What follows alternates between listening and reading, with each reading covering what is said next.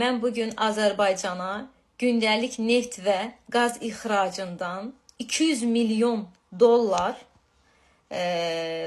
gəlir və bu sadəcə neft və qazdır və başqa ixracatları hələ demirəm. Və bu vəsait Azərbaycan xalqının rifahına yox, Mehriban Əliyevənin kosmetoloji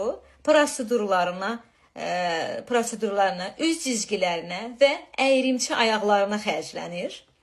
Əliyevlər ailəsinin itləri, pişikləri Azərbaycan xalqından daha yaxşı yaşayır. Bu o deməkdir ki, Azərbaycan hakimiyyətinin gözündə xalqın dəyəri heyvandan daha aşağıdır. Ümid edirəm ki, xalq bunu başa düşüb.